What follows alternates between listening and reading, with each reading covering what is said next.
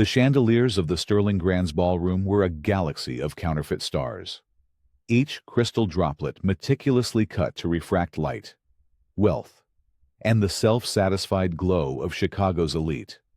They hung over a sea of black ties and jewel-toned gowns, a glittering cage where conversations were held in practiced whispers, and smiles were wielded with the precision of surgical instruments. From a shadowed alcove near the service corridor, Maya Richardson watched the spectacle unfold.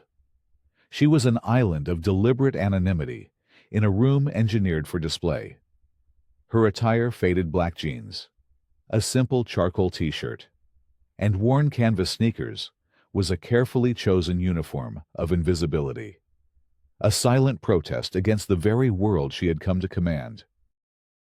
This was the annual Starlight Foundation Gala, the crown jewel of the city's philanthropic calendar, and, more importantly, the personal stage of Julian Thorne. As the general manager of the Sterling Grand Chicago, Julian was the evening's master of ceremonies, gliding through the throng with a proprietary grace. He was handsome in a severe, sculpted way, his tuxedo tailored to perfection, his silver cufflinks catching the light as he gestured. He surveyed the room, not as an employee, but as a monarch surveying his court, his gaze a lazy, dismissive sweep that cataloged the value of every watch, necklace, and political connection in his line of sight. Maya tracked his movements, her mind a cold engine of analysis. For 3 months since her company, Richardson Ventures, had anonymously acquired the entire Sterling Hotel Group. She had been a ghost in her own machine, poring over data streams, performance reviews, and a disturbing number of guest complaints emanating from this specific flagship location. The numbers told a story of decay hidden beneath a veneer of luxury. But numbers were sterile. She needed to feel the rot herself.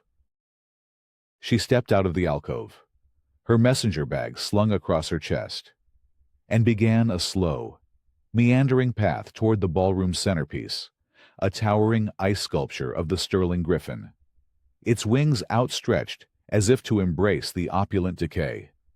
She moved with a quiet purpose that drew no attention, just another face in the background, easily mistaken for a stagehand or a caterer on a break. That was the point. She was nearing the champagne fountain when a hand clamped down on her arm. The grip was firm, insistent, and attached to a security guard with a granite jaw and eyes that had been trained to see threats in anything that didn't glitter. "Ma'am, I'm going to have to ask you to see your invitation." His voice was a low rumble, meant to be discreet, but carrying the clear message that she did not belong. Before Maya could respond, Julian Thorne materialized beside them, his smile a perfect predatory curve. "Is there a problem?" "Daniel."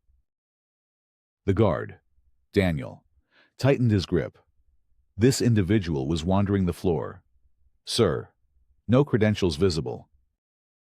Julian's eyes performed their lazy, dismissive sweep over Maya, from the scuffed toes of her sneakers to the simple knot of her dark hair. His assessment was instantaneous and absolute, a flicker of something not just contempt, but a deeper, more personal venom flashed in his eyes before being masked by a veneer of condescending charm. "Ah," he said, his voice a silken weapon, loud enough for the surrounding clusters of guests to turn their heads. The murmur of conversation around them dipped. "We appreciate your enthusiasm for the cause, but this is a private event for our patrons." He gave her messenger bag a pointed look of disgust. Perhaps the staff entrance would be more appropriate for deliveries.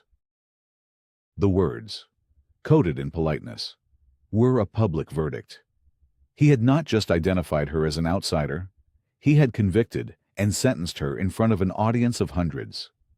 The diamonds on the nearby matrons seemed to glitter a little brighter, their faces a mixture of mild amusement and detached pity. Maya remained silent, her expression unreadable. But inside her, Julian's tone, that specific cadence of smug authority used to dismiss the unworthy, had unlocked a door to a room she kept perpetually locked. The memory was sepia-toned with grief. A 14-year-old Maya stood in the cavernous, empty living room of her family home. The furniture was gone, replaced by ghostly outlines in the dust on the hardwood floors. A man in a cheap suit, a banker from the foreclosure department, was speaking to her mother. His voice was the same as Julian's acerripy, patronizing drawl as he explained the intricacies of bankruptcy to a woman whose husband had just been buried a week prior. "We appreciate your family's history with this institution," the banker had said, adjusting his tie. "But rules are rules. Perhaps something more appropriate to your new circumstances would be suitable." He had looked at Maya then, at her worn school uniform, with the exact same dismissive pity she saw in Julian Thorne's eyes now. The echo of that long-ago humiliation was so powerful, it threatened to steal the air from her lungs. That day, she had watched her mother crumble. That day, she had vowed to build a fortress of success so high and so impenetrable that no one would ever have the power to look down on her again. And here, in the gilded cage she now owned, Julian Thorne was speaking with the voice of the very ghost she had spent her life trying to outrun. Her silence seemed to embolden him. "Daniel, please escort the lady out. And do be gentle. We wouldn't want a scene to spoil the evening for our actual guests." "That won't be necessary," Maya said. Her voice was quiet, yet it cut through the ambient chatter with the clarity of a ringing bell. Julian arched a perfect eyebrow. "I'm afraid it is. I'd hate for there to be a misunderstanding that might cause embarrassment for you." The threat was clear, wrapped in a bow of feigned concern. He was giving her one last chance to scurry away before the humiliation was complete. The crowd was watching, their champagne flutes paused midair. A young woman near the edge of the circle, a freelance blogger named Jennifer Kim, had discreetly raised her phone, the small red light of a recording now active. Maya met Julian's gaze. The hardened shell, forged in the fires of that foreclosed home and tempered over 2 decades of relentless ambition, was now fully in place. She felt the old wound, but instead of pain, it now radiated a cold, focused energy. "There is no misunderstanding. Mr. Thorne," she said, her voice steady and precise. "I'm here to assess my investment." She let her eyes drift over the opulent room, the board faces, the wilting floral arrangements. "Are you suggesting it's performing poorly?" The question hung in the air, a beautiful, alien thing in a space where such directness was unheard of. It was a scalpel sliding through silk. For a split second, Julian's composure faltered. Confusion warred with indignation on his handsome face. He, the king of this castle, was being challenged by a peasant. He recovered quickly, his smile tightening into a sneer. "Your investment, ma'am. The minimum donation for a table here tonight is $50,000. I sincerely doubt." He trailed off as Maya reached into her messenger bag. She didn't pull out an invitation or a wallet. She pulled out her phone, tapped the screen twice, and held it up. On the screen was a live feed of the Sterling Group's stock ticker. The red arrow was pointing down. "Your hotel's Q3 performance reports are abysmal," Maya stated, her voice as flat and hard as a balance sheet. "Guest satisfaction is at an all-time low for a flagship property. Staff turnover is at 89%, and revenue is down 23% year over year. My investment, Mr. Thorne, is the $847 million I paid for this entire hotel chain 3 months ago." She let that sink in before delivering the final, quiet blow. "My name is Maya Richardson, and you, and everyone else in this room. Now work for me." The penthouse suite was a monument to sterile luxury, spanning the entire 45th floor of the Sterling Grand.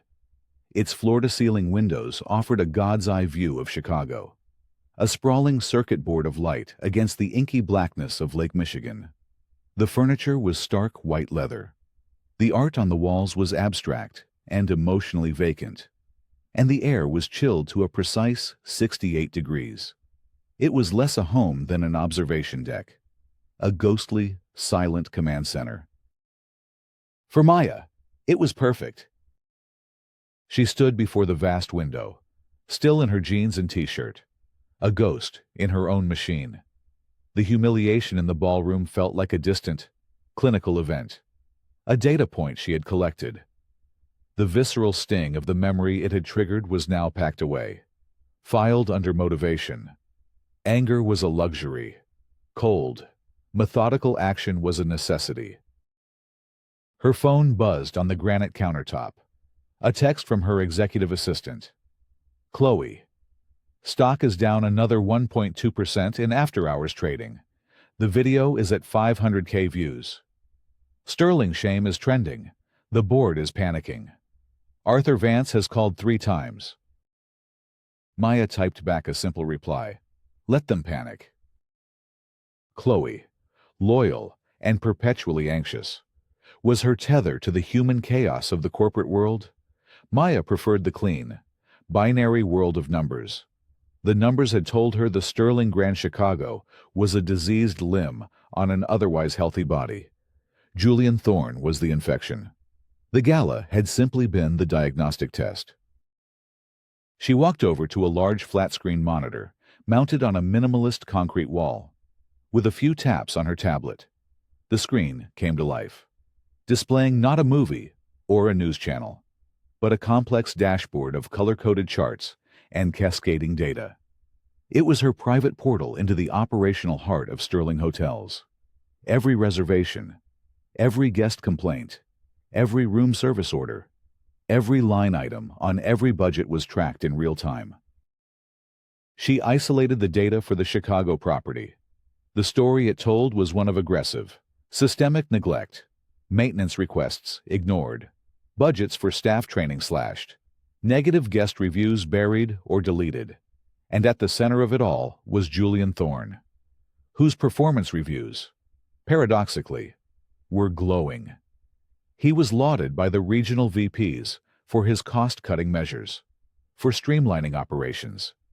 He was a master of managing up, presenting a flawless facade to his superiors, while the foundation of his hotel crumbled beneath him. The video Jennifer Kim had filmed was now playing on a smaller, inset screen. Maya watched it with detached curiosity. She saw Julian's sneer, the crowd's vapid expressions, her own unnerving stillness. She saw the moment the power dynamic inverted, the shock rippling through the onlookers. Jennifer Kim had a good eye. She knew where to point the camera to capture not just the confrontation, but the reaction of the powerful. The video wasn't just an expose of a racist manager. It was a portrait of the complicity of an entire class of people. Her laptop chimed. It was a secure video call from Arthur Vance. She let it ring twice before answering. Arthur's face filled the screen. He was in his late 60s, with a mane of silver hair and a face that radiated old money gravitas. He was the longest-serving member of the Sterling Group's board, a close friend and confidant of her late father. He was the only person on the board who knew her identity as the new owner. He was meant to be her Trojan horse, her eyes and ears on the inside. "Maya, my dear, this is a catastrophe," he began, his voice a gravelly baritone of concern. "The board is in an uproar. Our PR department is being bombarded. This public spectacle, it's a disaster for the brand." "Good evening to you, too, Arthur," Maya replied coolly, her gaze unwavering. "I would call it a long overdue audit." Arthur sighed, pinching the bridge of his patrician nose. "An audit, Maya? You were publicly accosted by one of our own managers. We need to get ahead of this. A strong statement. A swift termination. We need to show the world we're taking this seriously." "Oh, I am taking it seriously," she said. "But Julian Thorne is a symptom, not the disease. Firing him is like putting a bandage on a tumor. I want to know how the infection was allowed to spread." "He's a bad apple. It's as simple as that," Arthur insisted.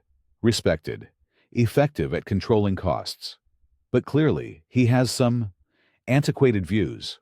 I've already reviewed his file. There are no prior complaints of this nature." This was the first lie. Maya's dashboard showed 17 officially filed complaints referencing discriminatory behavior by Thorne in the last year alone, all of them mysteriously vanishing before they could reach the level of regional HR. "Is that so?" Maya asked, keeping her tone neutral. She let the silence stretch, a tactic her father had taught her. The person who fills the void first is the one with something to hide. Arthur filled it. "Listen, Maya, your father was a brilliant man, a shark, but he understood optics. A fight like this needs to be won quickly and quietly. Let me handle Thorne. I'll convene an emergency board meeting. We'll vote to terminate him, and we'll issue a press release by Monday morning. This will all be behind us." "Thank you for the offer, Arthur," Maya said, her voice betraying no hint of the suspicion coiling in her gut. "But I have my own strategy. I need you to run interference with the board. Tell them the new ownership is handling the situation directly and that a comprehensive action plan will be presented by the end of the week." Arthur looked displeased, his authority challenged. "Very well. But Maya, tread carefully. The board is unsettled by your anonymity. An incident like this, it makes them nervous. They worry about a reckless owner." "Let them worry," Maya said, before ending the call. She stood for a long time, staring at Arthur's frozen image on the screen. No prior complaints. It wasn't just a lie. It was a deliberate misdirection. Arthur had access to the same raw data she did. He had seen the complaints. So why was he protecting Julian? She pulled up the hotel's security schematic, her fingers flying across her tablet. She activated the audio-video feed for the general manager's office. It was 2 a.m., but the light was on. Julian Thorne was pacing his office like a caged panther. He was on the phone, his voice a low, furious snarl. It was a setup. The whole thing was a setup. She walked in, dressed like a vagrant. She knew exactly what she was doing. Maya couldn't hear the person on the other end, but Julian's next words made the blood in her veins run cold. "No. Arthur, you listened to me? You told me the new owner was some faceless private equity ghoul. You never said it was her. A Richardson. After all these years. A goddamn Richardson." He stopped pacing and leaned over his desk, his knuckles white. "This changes nothing. The plan is still in motion. The stock is dropping, just like we wanted. Our investors are ready. By the time she figures out what's happening, there won't be a company left for her to own." Maya leaned back, a slow, cold understanding dawning. This wasn't just about a racist manager. This was a conspiracy.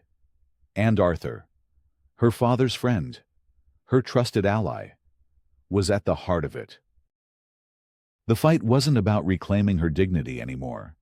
It was about survival. The sterile quiet of the penthouse no longer felt like a command center. It felt like the calm at the eye of a hurricane. The video was the inciting incident, the spark thrown into the dry tinder of the financial markets. By the time the New York Stock Exchange opened, Sterling Group's stock ticker, STLG, had plummeted by 12%. The hashtag Junk Sterling Shame had been replaced by the more damning Junk Sterling Racism, and every major news outlet had picked up the story, replaying Jennifer Kim's viral clip ad nauseum. The narrative was simple and brutal. A prestigious luxury brand had been exposed for its ugly, discriminatory culture. For Julian and Arthur, it was the perfect storm they had engineered. Their network of shadow investors began buying up the devalued stock in small, untraceable blocks, a death by 1,000 cuts. But for Maya, the public crisis was a strategic opportunity. Her father had taught her that in business, as in chess, you sometimes had to sacrifice a pawn to get the opponent's queen in check. The public humiliation, her own dignity, was the pawn. She spent the next 48 hours in a state of controlled, focused fury. Sleep was a distant luxury. The penthouse became a war room, its minimalist surfaces cluttered with laptops, encrypted hard drives, and legal documents. Chloe, flown in on the company jet, operated on a diet of coffee and nervous energy, her fingers a constant blur across her keyboard as she coordinated a silent, global team of forensic accountants and corporate investigators. The trading patterns are sophisticated, Chloe reported, her face pale in the blue light of her monitor. Small batch purchases, routed through shell corporations in the Cayman Islands and Liechtenstein. It's designed to look like market panic, but the volume is too coordinated. Someone is orchestrating a hostile takeover under the cover of a PR crisis. Someone is Julian Thorne, Maya said, her eyes fixed on the live feed from his office. He was a whirlwind of activity, holding hushed meetings, taking furious calls. He was playing the part of the beleaguered manager, the victim of a calculated setup, and he was playing it brilliantly. He gave a carefully worded interview to a friendly journalist, painting himself as a man dedicated to protecting his hotel's elite clientele from potential security threats. He never mentioned race, but the coded language was clear. He was activating the very biases that had caused the incident in the first place, turning them into a shield. He's using the same weapon against the company that he used against me, Maya murmured, prejudice. Her first obstacle was the Sterling Group's board of directors, spooked by the stock drop and Arthur Vance's poisonous whispers. They were on the verge of revolt. Arthur had convinced them that the anonymous new owner was a reckless amateur whose stunt at the gala had jeopardized the entire company. He was framing Maya as the problem, not Julian. Maya knew a direct confrontation would be a mistake. They didn't know her, and Arthur had already poisoned the well. She needed to fight him in the shadows, using the same tactics of misdirection and superior information. She instructed Chloe to leak a series of documents to a trusted financial reporter. The documents weren't about the gala, but about the Chicago hotel's long-term financial decline under Julian's management, the ignored maintenance, the slashed training budgets, the plunging guest satisfaction scores. It was a slow, steady drip of data that began to subtly shift the narrative. The first story appeared on a popular financial blog, Is Sterling Grand Chicago's Racism Scandal, a symptom of deeper management failures? Simultaneously, she began her counter-offensive against Arthur. She couldn't expose him without revealing her own hand. So she laid a trap. She sent him an encrypted email, seemingly panicked. Arthur, the email read, "You were right. This is spiraling out of control. The board is losing faith. I'm considering liquidating a portion of my shares to stabilize the price. I'm thinking of selling a 10% stake to the Vanguard Group. Can you quietly sound out your contacts there? See if there's an appetite. Keep this strictly between us." It was a complete fabrication, but she knew Arthur would take the bait. He would see this as a sign of her weakness and would immediately inform Julian, who would then alert his shadow investors to prepare for a large block of shares hitting the market. Within hours, her forensic accounting team detected a flurry of communications between Arthur's office and the shell corporations. They were preparing to swallow the 10% she had offered up. Maya now had a direct, traceable link between Arthur's actions and the hostile trading activity. It wasn't enough to expose him fully, but it was the beginning of a thread she could pull. Her next move was to reach out to Jennifer Kim. The blogger had become an overnight sensation, a digital giant slayer. Maya sent her a simple, anonymous email. Subject: the Sterling story is deeper than you think. You've shown the world what happened. Now, would you like to know why? Attached was a single, heavily redacted document, one of the 17 prior discrimination complaints filed against Julian Thorne. A complaint that had been systematically buried. Jennifer Kim, driven by journalistic instinct and a thirst for the truth, took the bait. A new story appeared on her blog. This one titled, "Yichika Sterling, Shame Not the First Time for Manager Julian Thorne."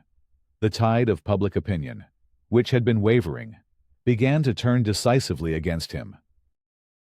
Maya watched the pieces move on her digital chessboard. Julian was fighting a media war. Arthur was fighting a boardroom war. But she was fighting an information war. And it was a war she was uniquely equipped to win. But her small victories were creating ripples of unease. Julian, sensing the narrative slipping from his control, grew more desperate. The whispers he was spreading to the board, fueled by Arthur, became more pointed. He wasn't just questioning the new owner's competence. He was suggesting malfeasance. That the owner was intentionally trying to devalue the company for a quick, predatory sale. Late one evening, Chloe rushed into Maya's ad hoc office, her face ashen. "It's Arthur," she stammered, holding out her tablet. "He's done it. He's invoked Bylaw 7 Section 4. Maya knew the clause. It was an arcane piece of corporate governance, allowing the board to call an emergency shareholder meeting to demand the identification of any majority shareholder operating under a cloak of anonymity if the board deemed their actions a clear and present danger to the company's financial stability. It was a coup. Julian and Arthur were no longer content to chip away at her ownership. They were coming for her head. They were forcing her out into the open, into a public battle on their turf. "They've scheduled the meeting for Friday morning," Chloe said, her voice barely a whisper, "in the grand ballroom." The same room where she had been humiliated. It was a deliberate, theatrical choice. A public execution in the same venue as the public crime. Maya looked out at the city lights, her reflection a faint superimposition on the glass. The fear she should have felt was absent, replaced by a crystalline, diamond-hard clarity. They thought they had trapped her. They had no idea they had just walked into her cage. The discovery of Arthur's betrayal was the pivot upon which the entire conflict turned. It transformed Maya's mission from a straightforward corporate cleanup into a solitary fight against a deeply entrenched conspiracy. The trust she had placed in him, a legacy of her father's, had been a vulnerability, and its shattering left her utterly isolated. But with that isolation came a new, ruthless focus. She could trust no one. Every piece of information had to be verified, every motive questioned. Her investigation into Arthur Vance was swift and surgical. Using backdoors her own cybersecurity team had built into the Sterling Group's servers during the acquisition, she unearthed a decade's worth of correspondence. The emails between Arthur and Julian were damning, revealing a long-simmering resentment. Arthur, a member of the old guard, felt that, after Maya's father's death, the company had lost its soul, becoming a bloated, bureaucratic machine. Julian, it seemed, had expertly preyed on this disillusionment. But it was a single, encrypted file buried deep in Arthur's outbox that changed everything. The file was a prospectus for a new entity, the Phoenix Hospitality Group. Its lead partners were listed as Arthur Vance and one Julian Croft. Attached was a detailed, multi-phase plan. Phase 1. Systematically devalue Sterling Group stock through targeted sabotage and a manufactured crisis. Phase 2. Acquire a controlling interest using shadow investors.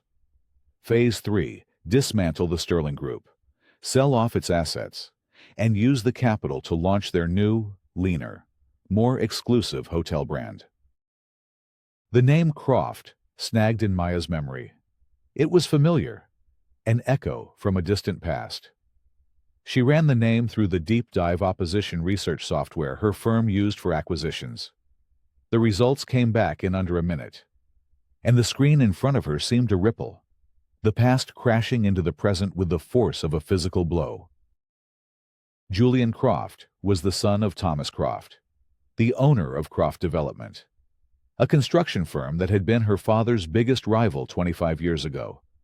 The rivalry had been bitter and legendary in Chicago business circles.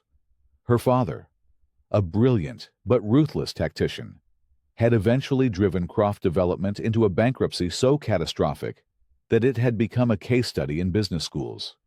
Thomas Croft, ruined and disgraced, had died by his own hand 6 months later. Julian would have been a teenager.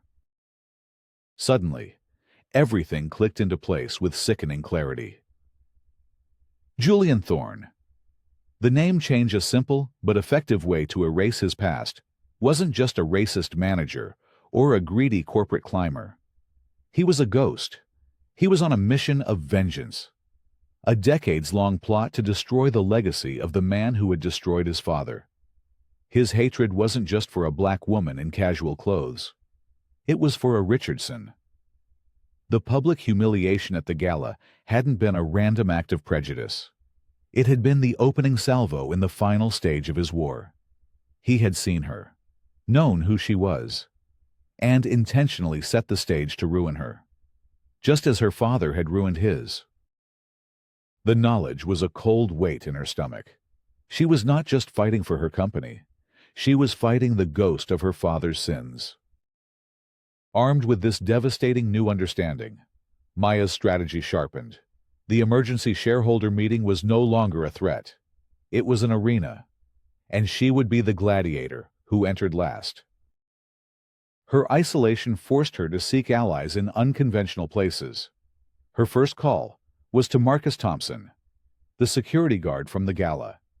He had been placed on administrative leave by Julian, a punishment for his hesitation. She met him not in a corporate office, but in a small, nondescript coffee shop far from the city center. Marcus was wary at first, but Maya didn't approach him as a CEO. She approached him as someone who had also been caught in the crossfire. Julian Thorne is not who he says he is. Marcus, she said, sliding a folder across the table. And he is actively trying to destroy the company you've worked for 10 years. I need your help. Inside the folder was proof of Julian's systematic sabotage, falsified maintenance reports that led to costly equipment failures, doctored staffing schedules that ensured understaffing during peak hours, creating the very guest service issues he then used to justify his cost-cutting. Marcus, a man of quiet integrity, saw the truth in the documents. He saw the betrayal of the employees Julian had claimed to lead. "What do you need me to do?" he asked. His loyalty transferred in that single moment. "I need eyes and ears on the ground floor," Maya said. "I need to know what the staff is saying. I need to know who is loyal to Julian and who is loyal to the hotel." Her next ally was Jennifer Kim. Maya invited the blogger to the penthouse. Jennifer arrived expecting an interview, perhaps a lawsuit. Her demeanor, a mixture of bravado and nervousness. Maya met her not with aggression, but with respect. "Your video told the truth." "Jennifer," Maya began, "but it didn't tell the whole truth. You were used." She laid it out for her Julian's plan. The stock manipulation. The fact that he had likely known she was a blogger and had positioned her perfectly to capture the event. She didn't have concrete proof yet that he'd paid Jennifer, but the circumstantial evidence was strong. Jennifer was stunned, then indignant. He played me. He played everyone, Maya corrected. But you have a platform he doesn't respect. A platform he thinks he can control. He underestimated you. I won't. Maya made her an offer. I will give you the exclusive inside story of what is really happening at Sterling. All I ask in return is that you hold the story until I give you the signal. When the time comes, I want you in that ballroom, and I want you live streaming. Jennifer Kim, smelling the story of a lifetime, agreed without hesitation. With her unconventional allies in place, Maya prepared for the final confrontation. Julian and Arthur believed they were closing a net on a panicked, amateur owner. They were calling for an emergency meeting to force her into the light, where they could publicly dismantle her. They had their speeches prepared, their data cherry-picked by Arthur to show a company in chaos since the anonymous acquisition. They had swayed a significant portion of the board and the major institutional shareholders. What they didn't know was that Maya was preparing not for a defense, but for an execution. Her team of forensic accountants had traced the money, linking the shadow investors directly to a slush fund controlled by Julian Croft. Her investigators had found the original name change documents. They had even found a bitter, unpublished memoir written by Thomas Croft's widow, detailing the brutal tactics used by Maya's father. 2 days before the meeting, Maya made her final move. She called a secret meeting with 2 of the most powerful institutional shareholders, 2 women who controlled a combined 15% of the stock and who were known for their focus on long-term stability and ethical governance. In a sterile boardroom high above the city, she laid out the entire story, supported by a mountain of irrefutable evidence: the sabotage, Arthur's treachery, and the shocking truth of Julian Croft's vendetta. She didn't ask for their allegiance. She simply presented the facts. On Friday, she concluded, Julian and Arthur will attempt to seize control of this company based on a lie. They are counting on your panic. I am counting on your intelligence. She left them with the files and walked away. The trap was set. All the players were in position. The grand ballroom awaited its final act. The grand ballroom, which only days ago had been a stage for manufactured glamour, was now a sterile, tense courtroom. The crystal chandeliers seemed to cast a harsher, more interrogative light on the rows of grim-faced shareholders. The air, once thick with expensive perfume and self-congratulation, was now heavy with anxiety and the low hum of whispered speculation. On a raised dais at the front of the room, Julian Thorne and Arthur Vance sat at a long table, the very picture of concerned leadership. Maya sat in the third row, anonymous in a simple but elegant navy blue suit. She was just another face in the crowd, a proxy holder for a minor investment fund, according to the credentials she had registered. Beside her, Jennifer Kim was making a show of setting up a small tripod for her phone, preparing her live stream. Across the aisle, Marcus Thompson sat stoically, his presence a quiet reassurance. Arthur Vance stood to open the meeting. His voice, usually so resonant, was laced with a carefully rehearsed solemnity. Members of the board, esteemed shareholders, we are gathered today under dire circumstances. In the last 6 months, since the acquisition of this great company by an anonymous entity, we have seen our stability eroded, our reputation tarnished, and our market value plummet. We are a ship without a captain, and we are sailing directly into a storm. He painted a masterful picture of chaos, using the data he had cherry-picked to show a company in freefall. He spoke of the gala incident not as a failure of management, but as a symptom of the new owner's recklessness. Then, it was Julian's turn. He strode to the podium, the personification of calm in a crisis. He was brilliant. He didn't raise his voice. He spoke with the quiet conviction of a man wronged.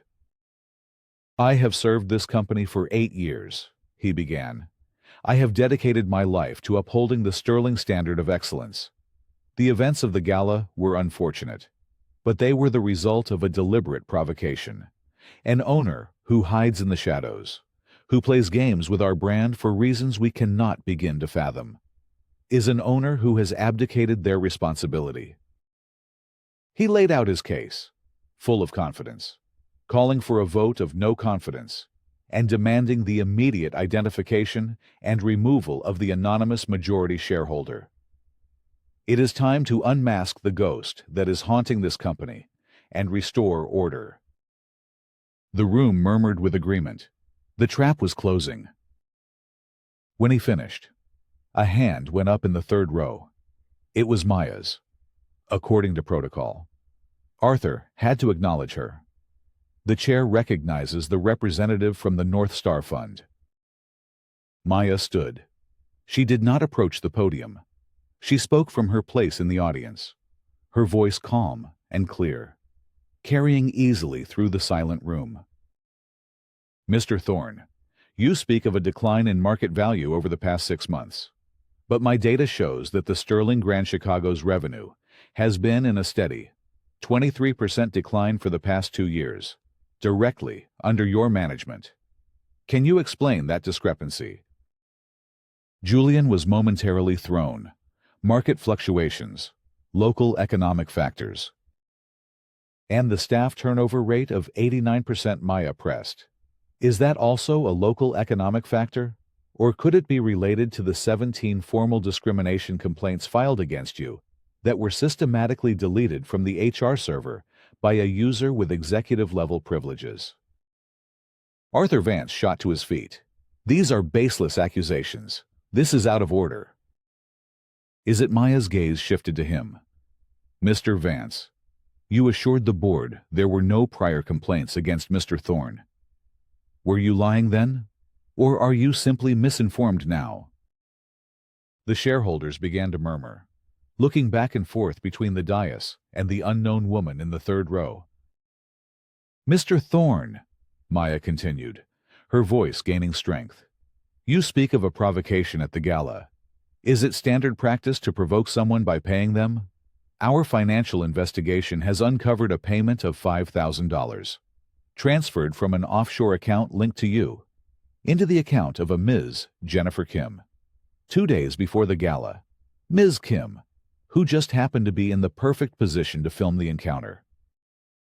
All eyes swiveled to Jennifer, who gave a small, almost imperceptible nod, her camera still rolling, broadcasting this new, shocking twist to tens of thousands of viewers.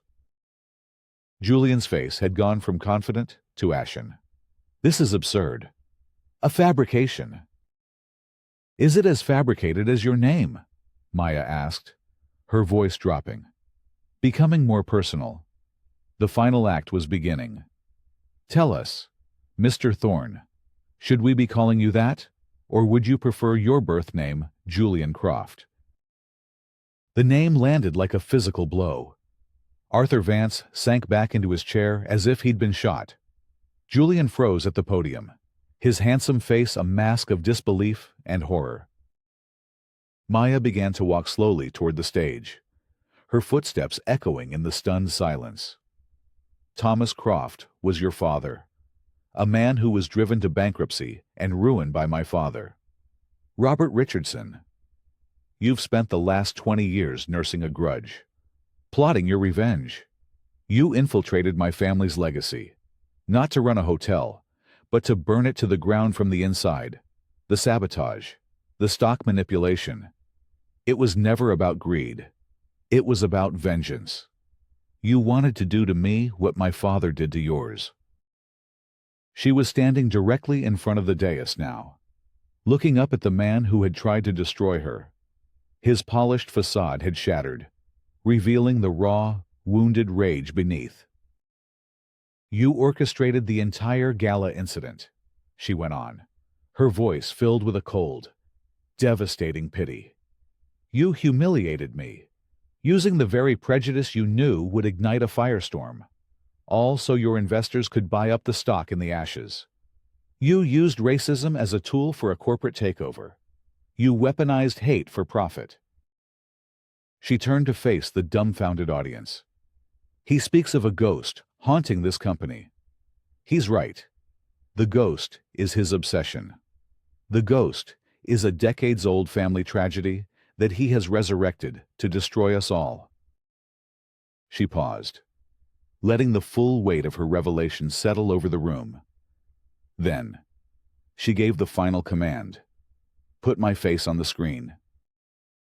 On the massive display behind the dais, where moments before charts of declining revenue had been shown, a professional headshot appeared.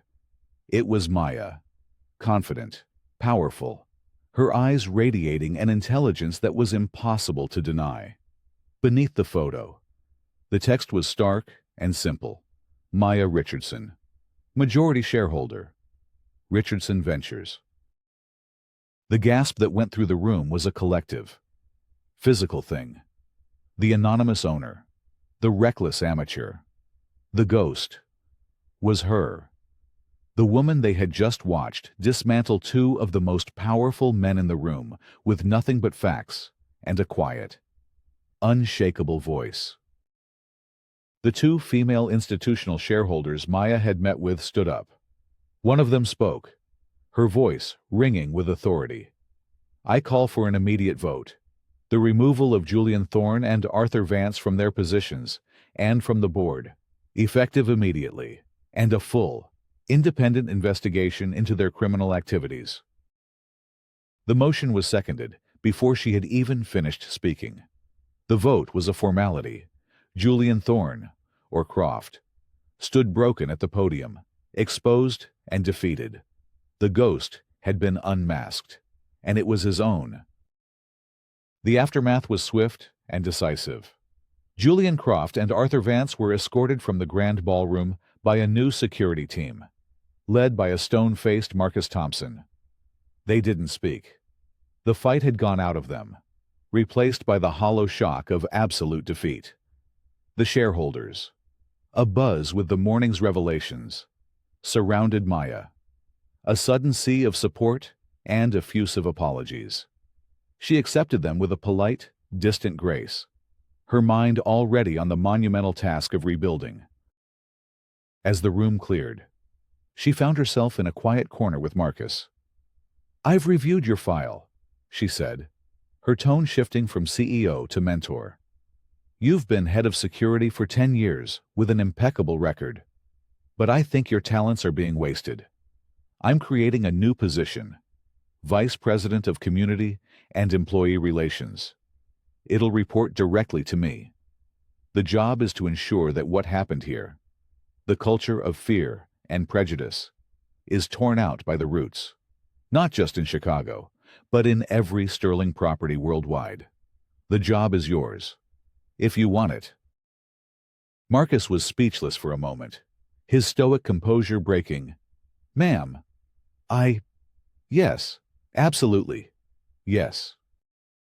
Good, Maya said with a small, genuine smile. We start Monday.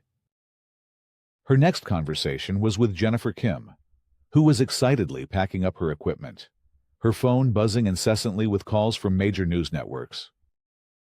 You have the story of your career. Jennifer, Maya said. Ms. Richardson, I don't know what to say. He paid me. I took the money. I thought it was just a tip to be in the right place at the right time. I never imagined. You were ambitious, Maya interrupted gently. He exploited that. But you also have a sharp instinct for the truth. He underestimated that. That's a rare combination. She handed Jennifer a business card. This is the head of my corporate communications department. The offer I made you before still stands. We need people who understand how to tell authentic stories. Your first assignment can be telling this one. From the inside. The full, unvarnished truth. Jennifer looked from the card to Maya, her eyes wide with a future she hadn't dared to imagine. Later that evening, Maya stood alone in the grand ballroom. The chairs were gone. The stage was dismantled. It was just a vast, empty space, haunted by the ghosts of the day's battle. The victory felt necessary. It was a problem solved, a threat neutralized. But it wasn't satisfying.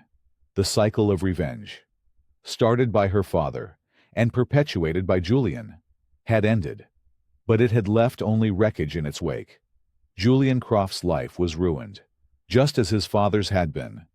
She had won, but it felt like she had simply become a more efficient version of her father, a more brilliant shark. The thought left a bitter taste in her mouth. She took out her phone and looked at a photo. It was an old, faded picture of a modest brick building with a simple sign, Richardson and Son Construction. It was her grandfather's business, the one her father had inherited and built into an empire before losing it all after a series of aggressive, over-leveraged deals collapsed following his sudden death. It was the original Richardson legacy, a legacy of building things, not destroying them. The land where that building once stood, on the south side of Chicago, had been vacant for years. A new idea began to form in her mind, a way to truly win, a way to build something from the ashes. 6 months later, Maya Richardson was not in a boardroom. She was standing on a muddy construction site under a crisp autumn sky. Behind her, the steel skeleton of a new building was rising, a promise etched against the Chicago skyline. The sounds were of creation, the roar of machinery, the shouts of workers, the rhythmic clang of steel on steel. A news crew was set up nearby, the reporter preparing for a live shot. Marcus, looking confident and at ease in a tailored suit, stood with her, holding a set of blueprints. The Sterling Group, under Maya's direct and transparent leadership, was thriving. The stock had more than recovered. It had soared to new heights. The culture had been transformed from the ground up, with Marcus's new programs becoming a model for the entire hospitality industry. The plaque on the cornerstone of the rising building read, "The Phoenix Foundation, funded by the Sterling Group." "Ms. Richardson," the reporter began, "most CEOs, after a hostile takeover attempt like the one you thwarted, would have focused on consolidation, on punishing their enemies. Instead, you've poured millions from the company's reclaimed profits into this, a mentorship foundation for underprivileged entrepreneurs. Why?" Maya looked at the steel beams, at the raw potential of the structure. She thought of Julian Croft, a man so consumed by the past he had torched his own future. She thought of her father, a man so obsessed with winning he had forgotten what he was building for. "Revenge is a barren enterprise," she said, her voice carrying over the sounds of construction.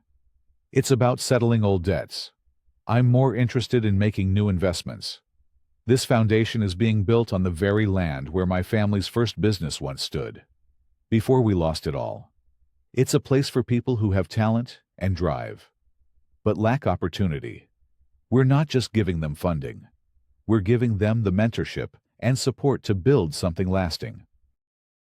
She was breaking the cycle. Her father's legacy wasn't the corporate empire he had built through ruthless aggression. It was this. Her victory wasn't in defeating Julian Croft. It was in choosing not to become him. It was in choosing to build, not burn. As she watched a crane lift another steel beam into place, silhouetted against the setting sun, she felt a sense of peace that no boardroom victory could ever provide. The fortress she had built around herself was finally complete, not with walls of wealth, but with foundations of hope.